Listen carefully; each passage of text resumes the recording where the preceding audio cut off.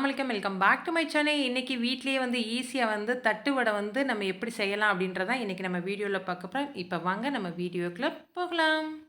வீடியோக்குள்ள போறதுக்கு முன்னாடி அனீஸ்னா கிச்சனை சப்ஸ்கிரைப் பண்ணாதவங்க சப்ஸ்கிரைப் பண்ணி பக்கத்திலேயே இருக்க ஆல்ன்ற பட்டனை கிளிக் பண்ணிக்கங்க. அப்பதான் நான் போடுற ஒவ்வொரு வீடியோ உங்களுக்கு நோட்டிஃபிகேஷனா வரும். இப்ப வாங்க நம்ம போய் ரெசிபியை பார்க்கலாம்.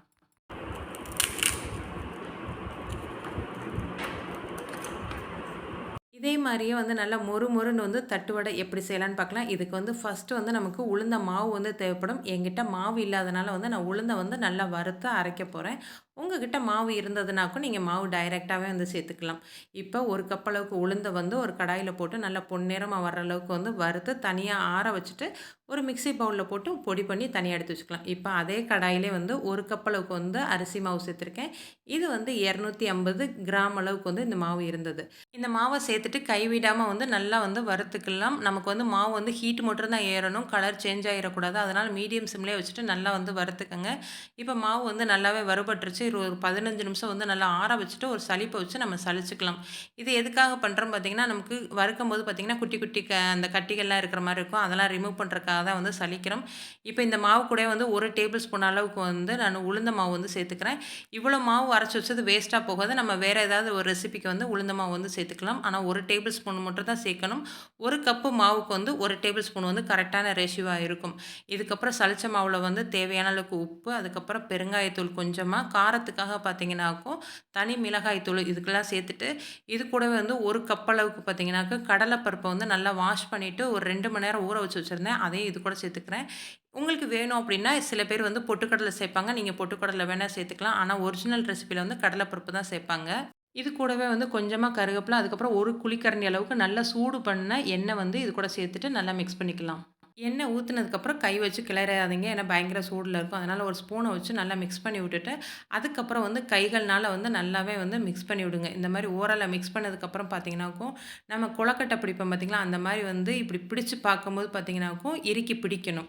விடும்போது பார்த்தீங்கன்னாக்கும், இப்படி உதுத்து விடும்போது பார்த்தீங்கன்னா, உதிரணும். அதுதான் கரெக்ட்டான பக்குவம். இந்த மாரி இருக்கணும். உங்களுக்கு இந்த மாரி வரல அப்படின்னா, கொஞ்சம் எண்ணெய் எக்ஸ்ட்ரா ஊத்திட்டு பெசஞ்சுக்கங்க.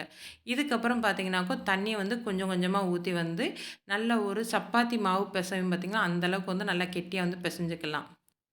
இப்ப பாருங்க சூப்பரா பெசஞ்சாச்சு. நல்லா சாஃப்ட்டா இருக்கு. இதுக்கு மேல 1 டேபிள் ஸ்பூன் அளவுக்கு மட்டும் கொஞ்சமா எண்ணெய ஸ்ப்ரெட் பண்ணி விட்டுட்டு, நல்லா எல்லா பக்கமும் இந்த மாவு மேல படுற மாரி நல்லா ஃபுல்லா அப்ளை பண்ணி, ஒரு 10லருந்து 15 நிமிஷம் ஊற வச்சுருங்க. அப்பதான் மாவு சூப்பரா இருக்கும்.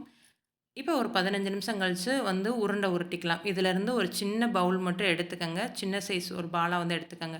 ஏன்னா நமக்கு தட்டை சின்ன சைஸ்ல தான் இருக்கும். அதனால உங்களுக்கு வேண்டுற சைஸ்ல போட்டுக்கோங்க. நான் சின்ன சைஸ்ல எடுத்திருக்கேன். இந்த மாரி கையில நல்லா ஒரு உருண்டை உருட்டி, நம்ம எல்லா உருண்டையுமே மொத்தமா உருட்டி வச்சுருங்க. அப்பதான் உங்களுக்கு இழுக்கிறதுக்கு ஈஸியா இருக்கும்.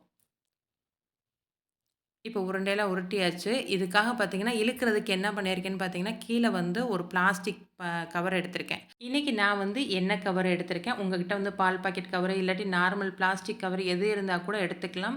இதில லைட்டா எண்ணெய் அப்ளை பண்ணி விட்டுட்டு, அதுக்கப்புறம் இந்த உருண்டைய வச்சு, அதுக்கப்புறம் அதுக்கு மேல ஒரு கவர் போட்டு, இந்த மாரி தட்ட வச்சு நல்லா ஒரு அழுத்தம் குடுத்து எடுத்தீங்கன்னாக்கும், சூப்பரா ரவுண்ட் ஷேப்ல வந்துரும். நமக்கு எடுக்கிறதுக்கும், கையில எடுக்கிறதுக்கும் பார்த்தீங்கன்னா, ரொம்பவே ஈஸியா இருக்கும். இந்த மெத்தட கண்டிப்பா ஃபாலோ பண்ணி பாருங்க. இதுக்கப்புறம் கையில எடுத்துட்டு எண்ணெய நல்லா காய வச்சுருங்க. அதுக்கப்புறம் நம்ம ஒரு 2, 3 பேஜா எடுத்து எடுத்து போட்டுக்கலாம்.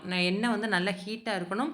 போட்ட உடனே நல்லா சிம்ல வச்சுருங்க. மீடியம் சிம்லலாம் வைக்கக்கூடாது. நல்லா சிம்ல வச்சீங்கன்னா தான் உங்களுக்கு நல்லா மொறு மொறுன்னு கிடைக்கும். இல்லைன்னா பார்த்தீங்கன்னாக்கும், அவசரப்பட்டு எடுத்துட்டீங்கன்னாக்கும், உள்ளேலாம் பார்த்தீங்கன்னா, ஒரு மாதிரி மாவா இருக்கிற மாரி, வெளிய தான் நல்லா மொறு மொறுன்னு இருக்கிற மாரி இருக்கும். அதனால நல்லா மீடியம் சிம்ல வச்சுட்டு, நல்லா பபிள்ஸ்லாம் அடங்கி, இந்த மாரி நல்லா கலர் சேஞ்ச் ஆனதுக்கப்புறம் எடுத்துக்கங்க.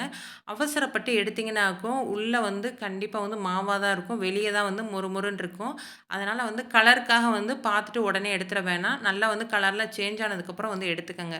இப்ப பாருங்க அந்த பபிள்ஸ்லாம் அடங்கி சூப்பரா ரெடி ஆயிருச்சு நமக்கு. எப்பயுமே தட்டு வடை பண்ணும்போது ரொம்பவே பொறுமையா பண்ணுங்க. அப்பதான் நல்லா மொறு மொறுன்னு நமக்கு கிடைக்கும். இப்ப பாருங்க நம்ம சூப்பரா வீட்லயே ஈஸியா தட்டு வடை மொறு மொறுன்னு பண்ணிட்டோம்.